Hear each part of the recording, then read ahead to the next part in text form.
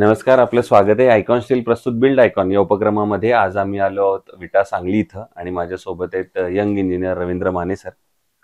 ते स्पेशली या सेक्टरमध्ये आत्ताच त्यांनी सुरुवात केलेली आहे, पण पहिल्या टप्प्यामध्ये रेसिडेन्शियल आणि गव्हर्नमेंट अशा दोन साईट्सवरती जास्त काम करतात. त्यामुळे त्यांचा अनुभव कसा होता, प्रवास कसा होता, या सगळ्याबद्दल आज आपण त्यांच्याशी गप्पा मारणार आहोत. सगळ्यात आधी मला विचारायचं ते म्हणजे तुमची शैक्षणिक पार्श्वभूमी कशी होती, शालेय प्रवास कसा होता? मी हायस्कूल खानापूरला गेलं, महात्मा गांधी विद्यालय खानापूर. हम्म. नंतर 10वी नंतर डायरेक्ट 11वी-12वी science Willingdon college of Sangli. Okay 12वी नंतर Annasaheb Dange engineering college of Ashta. Okay तिथं BE सिव्हिल डिग्री घेतली. ओके. आणि या सिव्हिल इंजिनिअरिंग या क्षेत्रात येण्यामागची प्रेरणा कुणाची होती? संजय गोडावतला माझा मावस भाऊ पण सिव्हिल इंजिनिअरिंग करत होता. ओके. मग त्याच्यानंतर मी त्याच्यानुसार मग त्यामुळे direct तुम्हालाही 12वी वाटलं की नंतर आपण पण या क्षेत्रात हा. जावं. बरोबर आहे. मग सिव्हिल इंजिनियर झाल्यानंतर पुढचा प्रवास असतो तो म्हणजे पहिली साईट मिळेपर्यंतचा. तर तो स्ट्रगलचा पिरियड कसा होता? पहिला प्रोजेक्ट जो तुम्ही स्वतः इंडिपेंडंट केलात, इंडिव्हिज्युअल केलात, तो प्रोजेक्ट कुठला होता? त्याची काय आठवण सांगता येईल का? तसा प्रोजेक्ट म्हणजे मी कन्सल्टिंग साईटच केल्या 5. हं. म्हणजे ते वर्षभर प्लॅन काढून आपलं ते कसं साईट माझ्याकडे पूर्ण नसल्यागतच होती, हं. पण कंप्लीट करून आपलं विदाउट मनी कंप्लीट करून त्यांना दिल्या. ओके. नंतर मग कडेगाव इथे निअरली येते एक 2,500 स्क्वेअर फूट भेटली आणि इकडं खेराड विटाला 1,000-1,200 स्क्वेअर फूट अशा 2 साईट मी कंप्लीट केल्या. हं, हं. दुसरं आता तुम्ही या क्षेत्रात कामाला सुरुवात केलेली आहे. यामध्ये अकुशल कामगारांचं प्रमाण फार मोठं आहे आणि अशा कामगारांबरोबर काम करताना धोका सुद्धा संभवतो. तर त्याबद्दल तुमचं मत काय आहे? माझं मत असं आहे की तुम्ही कामगार असणे म्हणजे जास्त कमी रेटवाल्याला कामगार असणे कामच देऊ नका. हं. सेंटरिंगचा चांगले कामगार भेटायचं, जास्त रेटमध्ये जर तुम्ही काम दिलं तर तुमचं काम चांगलं होऊन जातंय. हं. 160-150 रुपये सेंटरिंगला दिले ना, हं. तुमचे कॉलम कॉलम वगैरे म्हणा, स्लॅबचं बरोबर, बरोबर. ते, कारण आपलं मटेरियल असतंय, त्यांचं काय फक्त काम करायचं. हं, हं, हं. हम्म. बरं ठीक आहे. हा जसा एक लेबरचा मुद्दा आहे, तसं तुम्ही आता रेसिडेन्शियलमध्ये पण काम करता. तर बऱ्याचदा त्या कस्टमरचं असं म्हणणं असेल, की माझं बजेट इतकंच आहे, आता इतक्याच बजेटमध्ये मला घर बसवून द्या. तर अशा वेळेला बजेट आणि दर्जा या दोन्हीचा समतोल तुम्ही कसा साधता? मी जास्त यूज करून कन्स्ट्रक्शन यूज आहे ना आपलं, म्हणजे प्लॅस्टरिंग, नंतर कॉलम, नंतर ब्रिक वर्क, नंतर स्लॅब कास्टिंग, ह्या गोष्टीवर जास्त लक्ष देतो मी. नंतर ती पुट्टी म्हणा, प्रायमर, POP, डोअर फिटिंग वगैरे या गोष्टी मी एक कमी करतो. पण जे पहिलं आपलं वर्क आहेत ना, कन्स्ट्रक्शन वर्क, ते चांगलं करून त्याची लाईफस्टाईल 20 वर्ष हे पण म्हणजे आपण एक त्यांना चांगल्या दर्जाचं काम दिलं काम पाहिजे. देतो त्याच्याबद्दल. हा.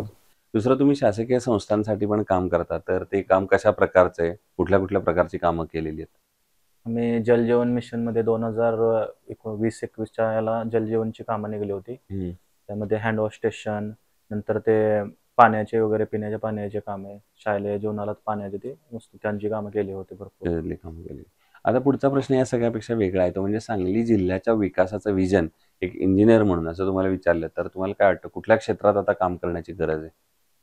सांगली जिल्ह्यात इंडस्ट्रीयलचं कमी आहे, त्यामुळं राहणीमान कमी आहे ना लोकांचं. ते बऱ्यापैकी जास्त पुणे मुंबईलाच प्रवाह करतात. जर इथंच कंपन्यांचं हे झालं तर जॉबचं वगैरे हे झालं तर त्याप्रमाणे राहायला पण लोकांची फ्लॅट वगैरे हे जास्त यूज होणार. बरोबर. इंडस्ट्री इथं आल्या पाहिजेत असं तुम्ही म्हणलात, तसं बरोबर आहे. आणि इंडस्ट्री आल्या की मग लोकं येतील, लेबर येतील, रेसिडेन्शियल वाढेल, कमर्शियल वाढेल. पण मग सरकारनं काय पावलं उचलली पाहिजेत इथं चांगल्या इंडस्ट्री आणायच्या असतील तर?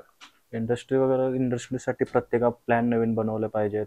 त्यांच्यासाठी हे केलं पाहिजे, सबसिडींची निर्माण केली पाहिजे. त्या प्रमाणात मग ते इंडस्ट्री वाढू शकतात. बरोबर, बरोबर. दुसरं म्हणजे कन्स्ट्रक्शनमध्ये जेव्हा स्टील निवडायची वेळ येते, तेव्हा तुम्ही काय पॅरामीटर्स बघता आणि ठरवता, की हे स्टील चांगलं आहे? आणि तुम्ही आयकॉन स्टील कधी वापरलंय का आजपर्यंत? त्याबद्दल माझ्या जेवढ्या साईट आहेत त्या सगळ्याला मी आयकॉनच यूज करतो. ओके. आणि नंतर ते हार्डनेस, डक्टिलिटी, हं, हं. ह्या ज्या गोष्टी आहेत, त्या 550 TMT, बरोबर. ह्या गोष्टी यूज करून मी स्टील बऱ्यापैकी यूज करतो. वापरता. नंतर बरोबर. 6mm चं पण कंपनीचं यूज करायला जास्त अच्छा. पाहिजे, कारण जे रेग्युलर आहेत ते त्यांचं कटिंग जास्त प्रमाणात येते. म्हणजे ओके. बार पण शॉर्ट येतात आणि 2-3 महिन्यात ते बार असं स्ट्रेट राहत नाहीत. हं, त्यामुळे हं. कॉलम जॉईंटला पण प्रॉब्लेम येतोय भरपूर. बरोबर, बरोबर. तेच तुम्ही 4 रुपये रेट जर जादा देऊन कॉलम तुम्ही चांगल्या कंपनीचं जर घेतलं, म्हणजे जरी आयकॉनचं जरी 6mm चं चांगलं घेतलं तर तुम्हाला ते बरं होऊन जाते आणि त्याची लाईफ पण चांगली आहे. बरोबर.